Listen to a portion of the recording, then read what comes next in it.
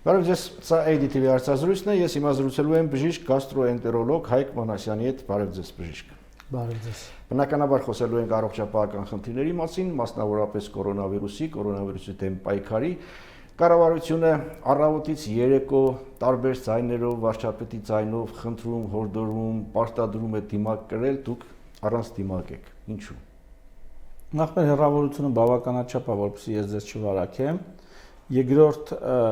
ես հարցազրույցի մեջ, քանի որ շատ մարդիկ են նայում, ես գերադասում եմ, որ իմ դեմքը, իմ դիմագծերը միմիկան բաց լինի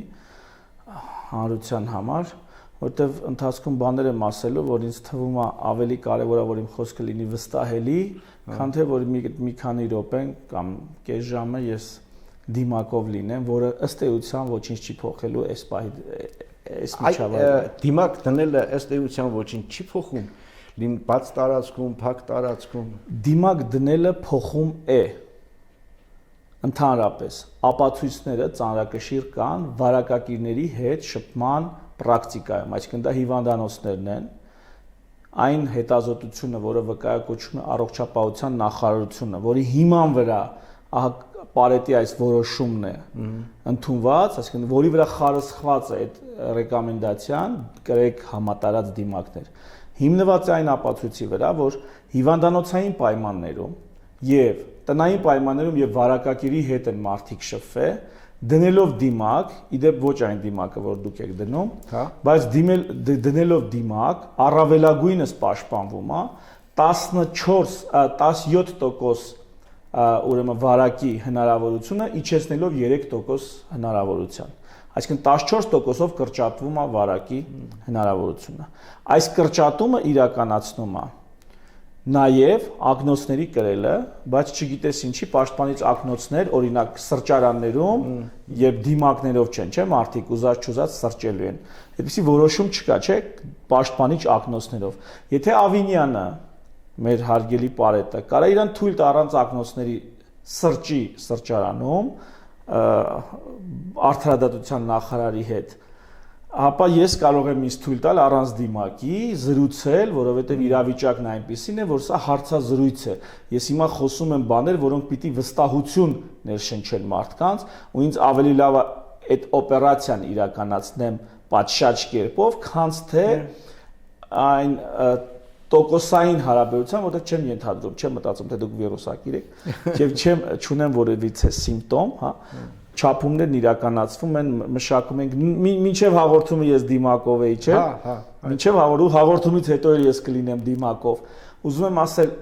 իրավիճակը, եթե թույլ է տալի Ավինյանին լինել առանց ակնոցների պաշտպանիչ, ապա ես ինձ իրավունք եմ վերապահում լինել առանց դիմակի իրավիճակի թելադրանքով։ Իսկ դիմակի մասով էլ այդ ռեկոմենդացիաները փոխվեցին, չէ՞։ Ոզը սկզբում ուրիշ բաներ ասում, բնականաբար հետևելով ոզում մեր առողջապահության նախարարությունները ուրիշ բան ասում, հիմա կատեգորիկ փոխվեց, նորից պահանջում են տնում եւ այլն եւ այլն։ Ըստ ձեզ այդ ապացույցները, որ դուք էլ բերեցիք, թե տոկոսային հարաբերությամբ, դրանք իսկապես ծանրակշիռ ապացույցներ են, որ ասենք իսկապես ճիշտ են ասում, այս դիմակները պետք են։ Ամենաբարձր դիմակների, միայն դիմակների մասին եմ խոսելու, թեև ասում դիմակները դրանք միակ պաշտպանիչը չեն, բայց ամենաբարձր ապացուցվածություն ունի N95 դիմակները, դրանք հատուկ դիմակներ են, որոնք վարչապետն է կրում հիմնականում կառավարության նիստի ժամանակ, նկատած կլինեք, այսպես սպիտակ, մի փոքր ավելի կլորավուն, ոչ թե։ Նախ N95 Եթե էլի պիտի գամ իրական եւ ձևական հարցերի լուծմանը, եթե իրական խնդիր ունենք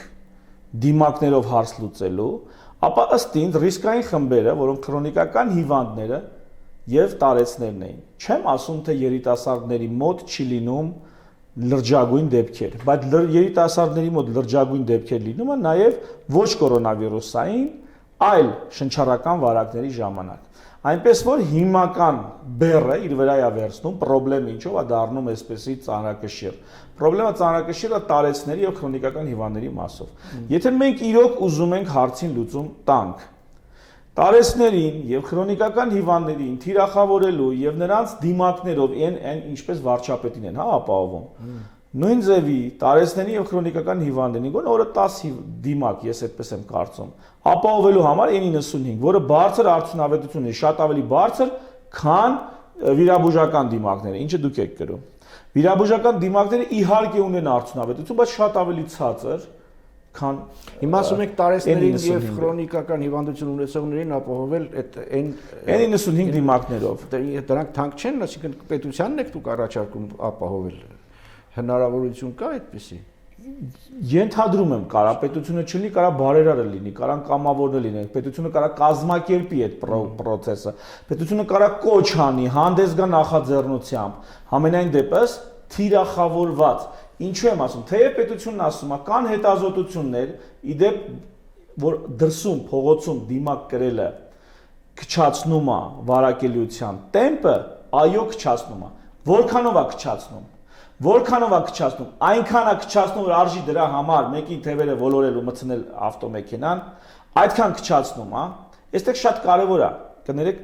բժշկության մեջ կա այսպիսի արդյունավետության աստիճան։ Օրինակ, եթե այդ արդյունավետության աստիճանը շատ ցածր է, այդ միջամտությունը կամ ծախսերը շատ ավելի մեծ են, քան իրանից ակնկալվող օգուտը, այդ միջամտությունը չեն կիրառում։ Ապացուցողական բժշկությունը մտնես լավ բան է, որը տեսական մոդելավորում մեր կարծիքը, մեր հաշվարկ չի ընդունում, ապացուցողական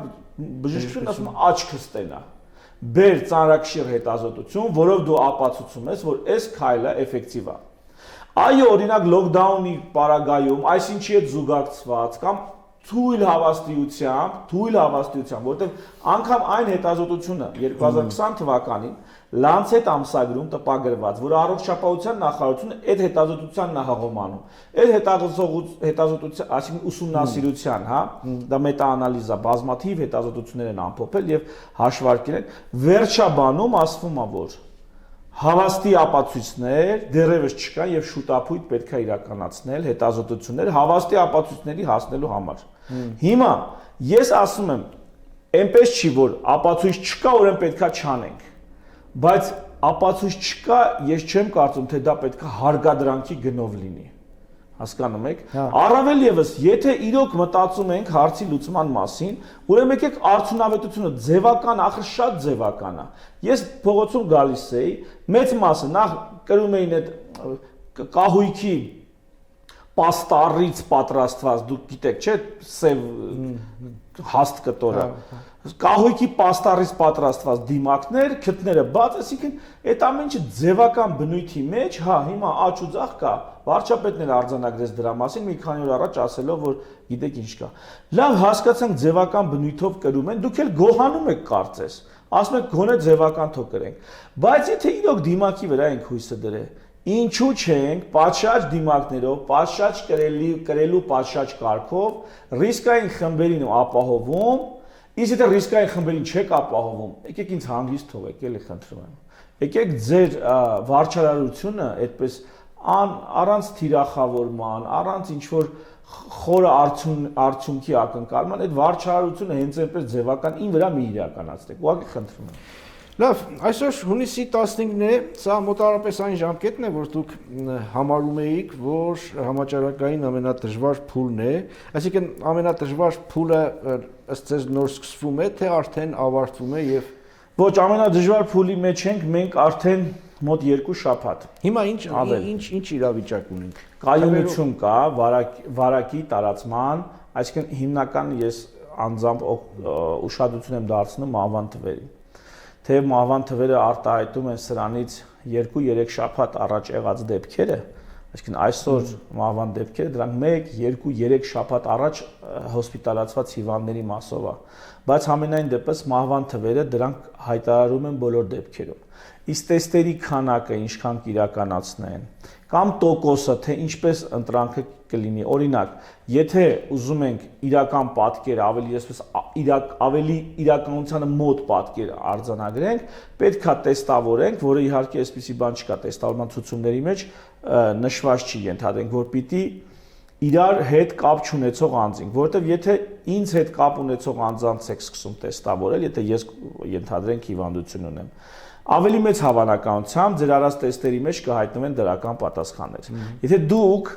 երկու անձի, որոնց տեստավորում եք կամ 10 անձի, որոնց տեստավորում եք, նրանք իրար մեջ կոնտակտ չեն ունեցել, ավելի բարձր հավաստիությամբ դու քիչ կունենաք դրական պատասխան։ Այսինքն մի քիչ, այսպես ասած, կողմնակալ չեմ ուզում ասեմ կեղծելու առումով, հա, բայց այս ձեր ցանկացած պատկերը ստանալու համար դուք կարող եք ընտրանքը ուրեմն կողմնակալություն անել եւ կստանաք թվերի տարբերություն թե հայտնաբերված քանակի, այսինքն տեստը շատ արի շատ կհայտնաբերես, քիչ հայր, բայց միևնույն ժամանակ կարաս շատ անես եւ քիչ հայտնաբերես, եթե դու ընտրես մարդկանց, օրինակ, եկել ես մի ընտանիքում կա ջերմող հիվանդ, այդ ընտանիքում կա եւս երկու ջերմող կամ ջերմե անցելա, դու կարող ես այն երկուսին էլ տեստավորել եւ համալրել դրական պատասխանների շարք եւ կարող ես ասել չէ դե 3-ից այդ մեկին արեցինք parza որ այն երկուսի մոդել կա արդեն գնանք այն մյուս ընտանիքին տեստավորենք այսպիսի գործողություններով քանակը կարա փոփոխվի իսկ մահվան թվերը դրանք բացարձակ թվեր են հայտնվում են թե որոշ լրատվականներ դա էլ եմ նկատել ոչ կորոնա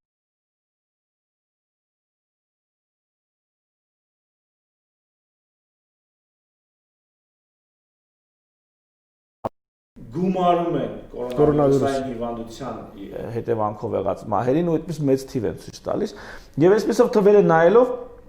գալիս ենք այն պատկերին որ համաճարակը կայունացման փուլում է այսինքն մոտավորապես մոտ մի հոգուց վարակվում է մի հոգի ու անընդհատ այսպես վարակի տեմպը պահպանվում է Ես իհարկե սայները որ նախարարությունը ուզում էր անել մի երկու ամիս առաջ այդ կորեի չեսնելու բան, այսինքն որ մեկը մեկին վարակել ոչ ավելի մեկը մեկին վարակելու ձգտումը եւ կորեի չեսնելն է եւ դրեպի հաղթանակ գնալու ուղին է Այսինքն եթե դու կարողացար այնպես անել որ մեկը մեկին վարակելուց իջնում է արդեն մեկը 0.9 կամ չգիտեմ 10 հոգով 9 հոգու են վարակում 10 հոգով 8 հոգու դու արդեն գնում ես հաղթանակի Լավ հիմա կայունացման շրջանի ասում եք հա եւ առաջիկայում ինչ սպասել Առաջիկա այս կայունացման շրջանը շատ երկար չի կարա տևի ու դեպ եկեք այս կայունացումը առանձնակի գնահատենք որտեղ սա կայունացում է առանց մեծ սահմանափակումների Երբ որ կայունացումը մենք ունեցել ենք կայունացում խիստ սահմանափակումներով դա շատ հեղուկ վիճակ է շատ անկայուն վիճակ է ցանկացած ժամանակ կբացվես ու կլինի բում Վրաստանին այդպես հաճախ օրինակ բերողները էլի դա շատ խիստ սահմանափակումների մեջ վիճակ է սահմանափակումները որ օրը հանեցիր դու այդ ժամանակ ունենալու ես խնդրեմ հիմա խիստ սահմանափակումներ են Վրաստանում մեր այո մեր պարագայում մենք հիմա գտնվում ենք կայունացման մեջ առանց խիստ սահմանափակումների Իսկ դա նշանակում է կներեք որ այսպես ասում ավելի բետար չի կարա լինի Հասկանում եք այնպես չի որ հեսա մի բան ինչ պիտի անենք դիմակները չէ դիմակները կրում ենք այնպես ինչպես պարետատունը հորդորել է հա հիմնականում այդպես ենք անում դիստանցիան պահում ենք աշխատում ենք հնարավորինս հա կրճատել եւ այս պայմաններում սկսելու է իջնել բանը վարակի տեմպերը ես հետևում եմ մահվան թվերին Եվ մահվան թվերին հետևելով, այսինքն այսօրվա վարակվածը 2-3 շաբաթ հետո նոր ցույց է տալու մահվան թվերի վրա։ Եվ այսպիսով 2-3 շաբաթվա կտրվածքով նոր այսօրվա ինչ է տեղի ունենում կհասկանանք, որտեղ էլի եմ ասում, դա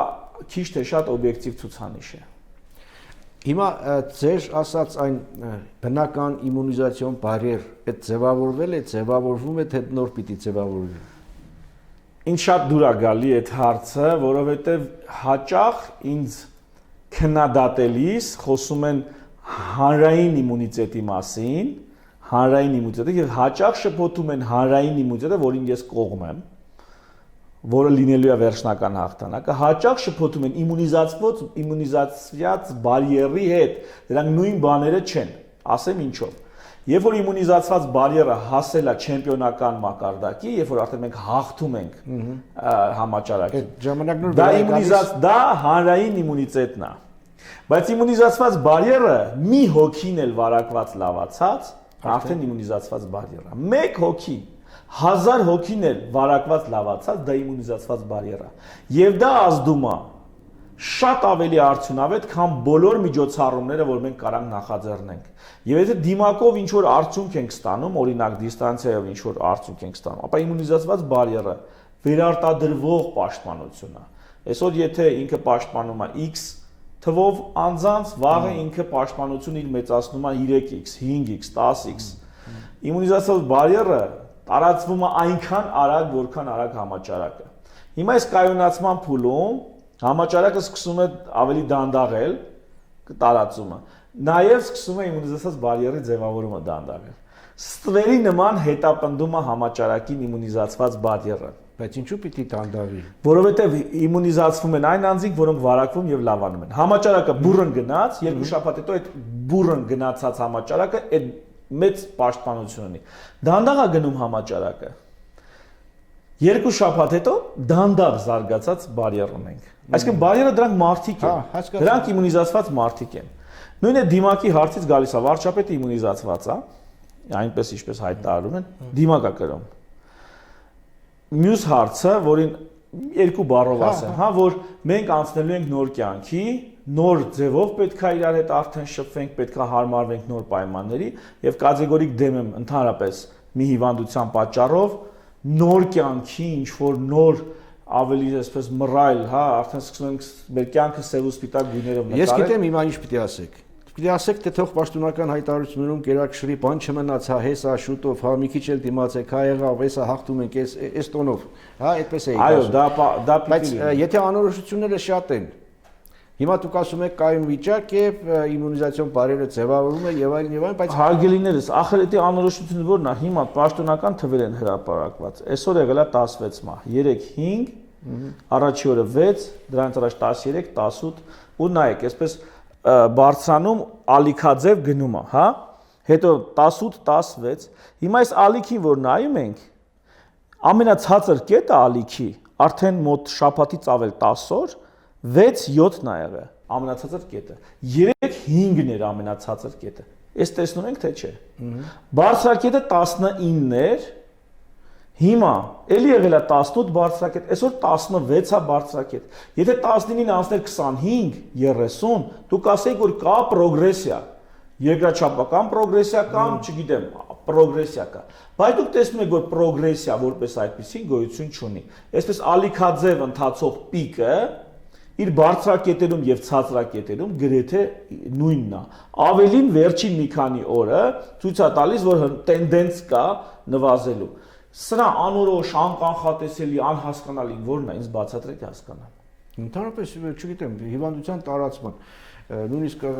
գիտենք, չէ՞ որ առողջապահության համաշխարհային կազմակերպությունը անորոշությունների մասին խոսում է, առողջապահական համակարգերը տարբեր երկրների, մինչև այսօր ասում են լիքը այնքան անորոշ բաներ կան, որ մենք եւ դա է բերում են կասկածների, որ այս ամեն ինչի մեջ ամեն ինչ չէ այնքան թափանցիկ, որքան պիտի լինի զուտ բժշկության, քաղաքականությունից եւ այլ մանիպուլյացիաներից զերծ բժշկության պարագայում։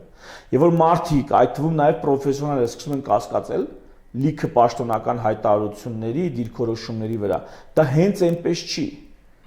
Հասկանում եք, որովհետև այո, համաճարակը նոր է, բայց վիրուսը նոր է, բայց համաճարակը որպես այդպիսին, այլ բազմաթիվ անգամ մարդկությունը փորձ ունի sense բաների հետ առնչվելու։ Մահացության թվերը նայեք, տոկոսը,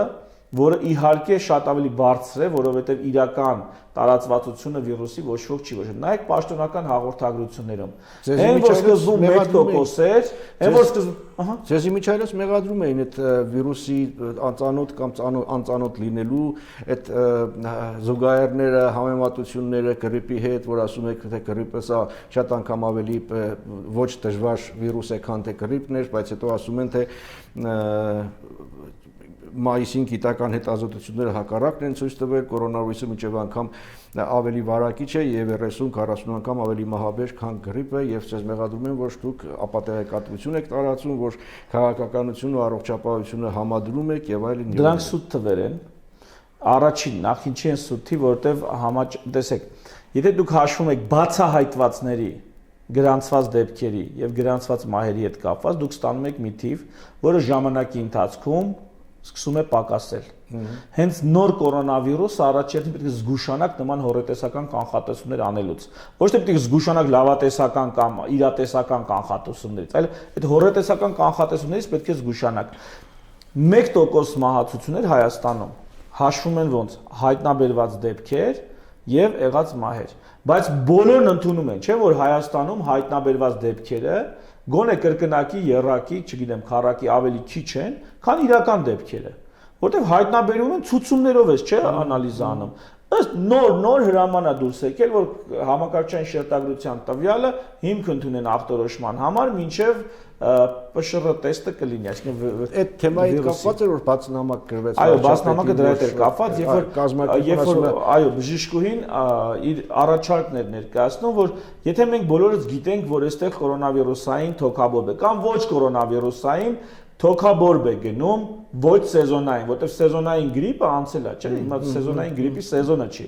Սեզոնից դուրս լինում է վիրուսային թոքաբորբին բնորոշ պատկեր, կարելի է ենթադրել, որ այստեղ պատճառը կորոնավիրուսն է։ Ինչի ենք մենք օրերով սպասում պատասխանին, եւ որ պատասխանից հետո նոր սկսում օպերատիվ գործողություններ։ Դա հիվանդանոցից հիվանդանոց Եկեք օպերատիվ գործողությունները անենք հենց առաջին իսկ պահից, եթե համակարգչային շերտագրությամբ այդ փաստը արձանագրված է։ Հիմա ցած նոր հրամանով այլևս սենց է, բայց մինչ այս մենք սպասում էինք վիրուսի պատասխանին, թեստի պատասխանին, ճիշտ է։ Հետևաբար մահացության այն թիվը, որ մենք մահաբերության այն թիվը, որը արձանագրվել է պաշտոնապես, դա գերագնահատած թիվ է։ Մի քանի անգամ։ Քանի անգամ։ Այնքան անգամ, որքան քիչ է հայտնաբերվել իրական վարակագիր։ Հիմա դա մենակ այս համաճարակին չի վերաբերում, դա բոլոր համաճարակներին է վերաբերում, դա բոլոր ինֆեկցիաներին է վերաբերվում։ Բայց եթե մարդկանց ուշքն ու միտքը քանչացնել, չափազանցնել, ճոխացնել, ճոռոմացնել, ու դու դրա դեմ ես խոսում, ուղղակի հոգնել եմ, գիտեք, այնքան է էներգիա ստեց, արդեն այն կրակը չկա, որով ես խոսում եմ, ասում եմ ժողովուրդը դուխով էսի ինչա որ, հասկանում եք։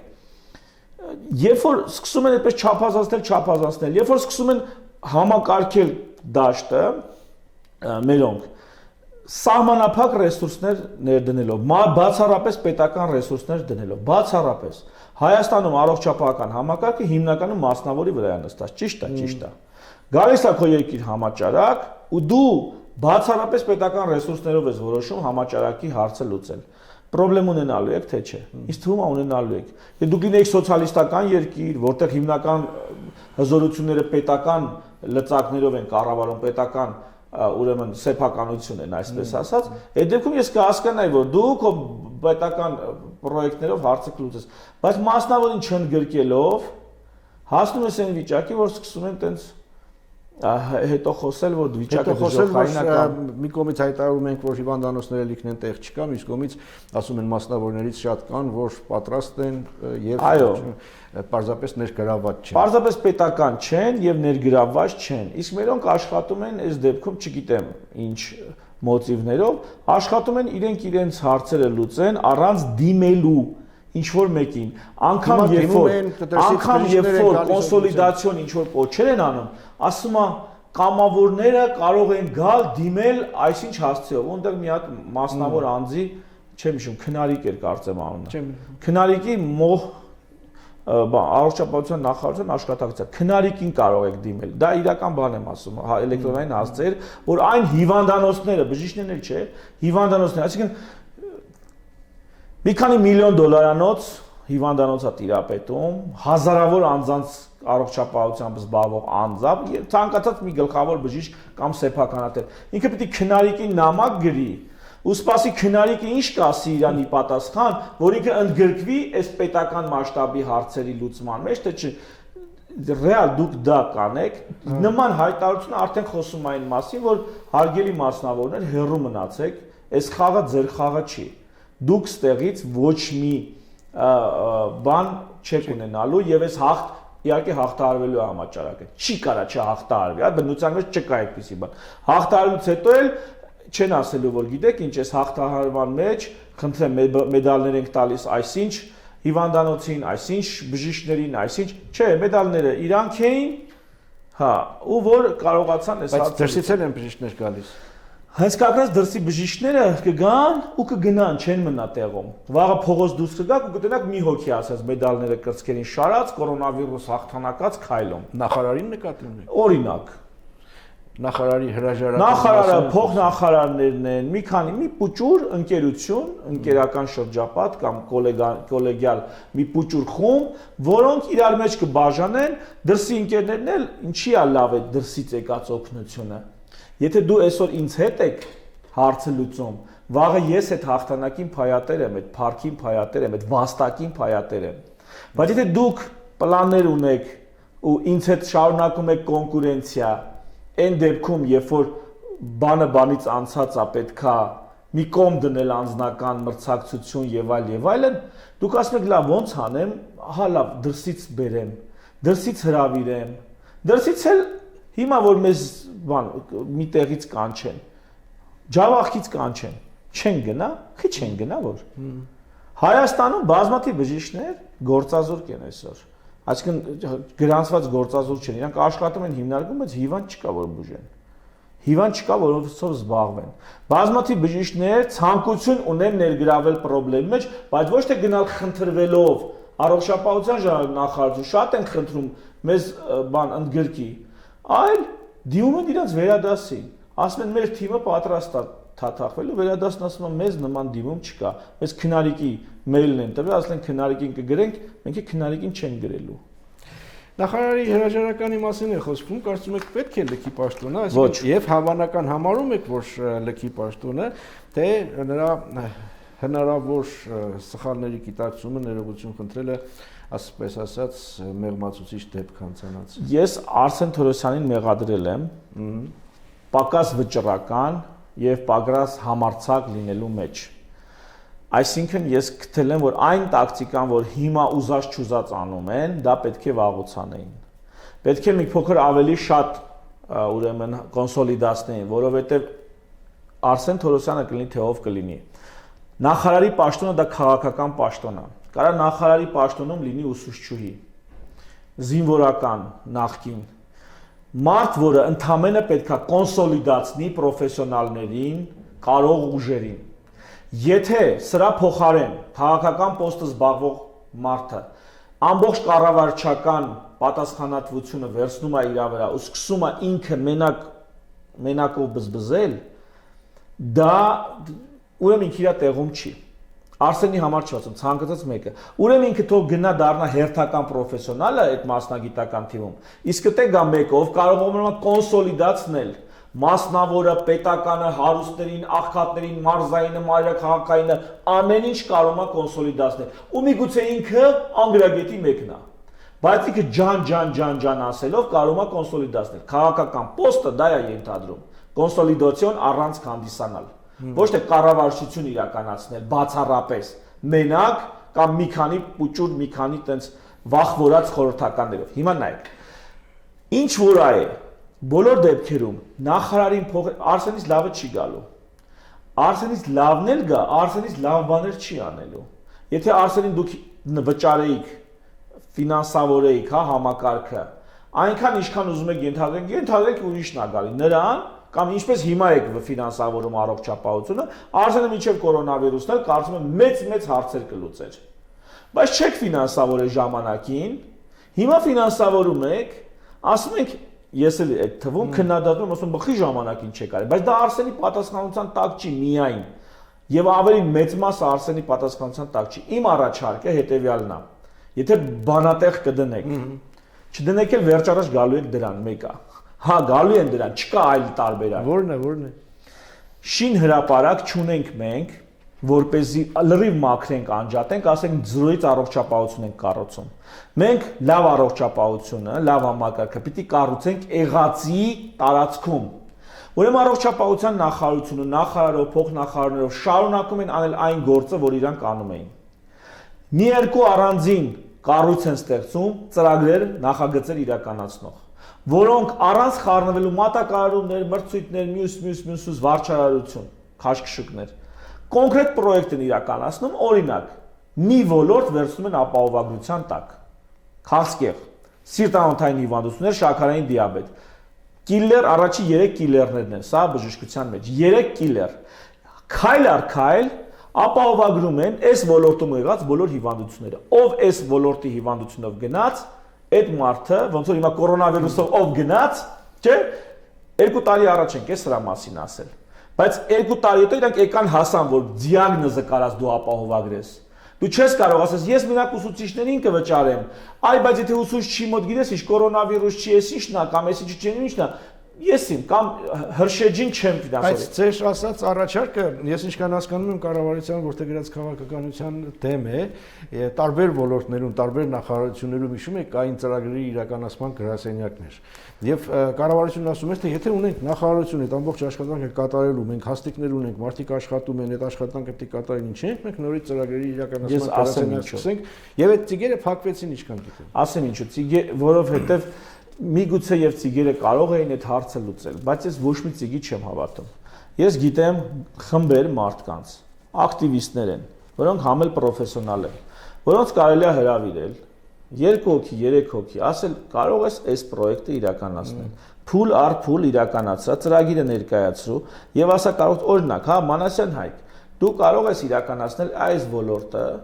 հա, կարող ես քո ընկերներով այս հարցը ու տես բան լիք եղել է մեր թիմը, չգիտեմ կարելի է ասել։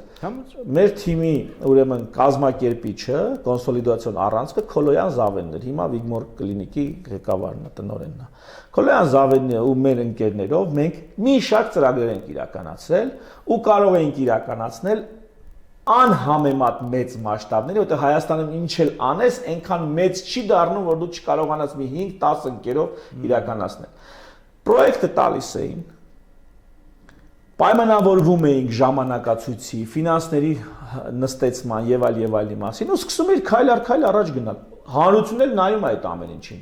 Նախարարությունը թողել իր գործն անի, բայց ուղեցույցներ այս ոլորտում կան թե չկան, ու մի քանի քայլ անելիքներն էլ մեծ չեն։ Առաջինը ֆինանսական աղբյուրի ձևավորում, դա բոլորից համատարած մի քանի 100 դրամով մի հիվանդությունը փակվում է կամ 1000 դրամով։ Էսի ուրիշ հարց։ Աղբյուրի ձևավորում, որակի վերահսկողություն, այսինքն այդ մասնագետների խմբի, որոնք պետք է աշխատեն բժիշկները, այդ բժիշկների լիցենզավորում, ովքեր այդ դիագնոզով աշխատում են։ Ոնց է հիմա կորոնավիրուսի համար անում, կորոնավիրուսի համար վերապատրաստված։ Ի՞նչ է վերապատրաստել կորոնավիրուսի համար։ Ուղղակի հատուկ եւս մեկ անգամ բացեք կարդացել, հա, գնացել մի քանի տեղ, մի քանի հիվանդ տեսել է։ Վերապատրաստված լիցենզավորված բժիշկներ եւ ուղեցույցեր, որոնցով այդ բժիշկը պիտի աշխատի։ Վերջ։ Այս 3 կտորը կամ 4 կտոր գործողությունն արվում է ու տվյալ դիագնոզը այլևս ապահովագրված է։ Եվ սա առանձին խումբ պիտի իրականացնի, ոչ թե առողջապահության նախարարը փոխնախարարներով։ Ծիգերն էլ էլի ես չեմ վստահում, հասկանում եք, որովհետև իրանք չեմ կարծում, թե այն տեմպով, ընդհանրապես պետական ապարատում երկար աշխատած մարդիկ, անտանելի է իրանց այդ որևիցե պրոյեկտ անելը։ Մենք եղել ենք նման ծրագրերում, երբ որ նստած քննարկում ես, մեկ էլ իրանք միշտ բարձրաձայնում են, թե ինչու այդ ծրագիրը չի կարող իրականանա։ Ու այնքան հաճախ են իրականացնում, որ երբեմն նույնիսկ անձնական վեճի է հասել, որ ասենք ուրեմն սենց, եթե դուք պիտի խոսակ թե ինչի դա չի կարող, մենք բոլորս ներքուս մտքում գիտենք դրանց խնդիրները։ Բայց դու պիտի դա բարձրաձայնես, ոչ թե լուծումները բարձրաձայնես, դու մի խոսա ընդհանրապես։ Մեր ընկերներից է եղել, բայց պետական ապարատում երկար ժամանակ աշխատեց։ Լավ, ավարտենք։ Առաջիկայում ասում եք, սպասենք ավելի այսպես թեթևացման։ Անխուսափելի է, սրանք բնական process-ներ են։ Անխուսափելի է վարակի նահանջը։ Հիմա գտնվում ենք կայունության փուլում, հաջորդ փուլը նահանջի փուլն է։ Ես ենթադրում եմ, որ արդեն իսկ այս օրերին համաճարակը պիտի նահանջի։ Եվ դրա արդյունքը ցածր մահերի թվով, մահերի իջնող թվով մենք պիտի տեսնենք առաջիկա օրերի ընթացքում։ Լավատեսական նոտայով ավարտենք։ Շնորհակալություն։ Սա EDTV հարցազրույցն էր, ես զրուցում էի բժիշկ գաստրոենտերոլոգ Հայկ Մանասյանի հետ, հետևեք մեզ AMD.am կայքում, բաժանորդագրվեք մեր Facebook-յան էջին եւ YouTube-յան ալիքին։ Լավ մնացեք, առողջ եղեք, կհանդիպենք։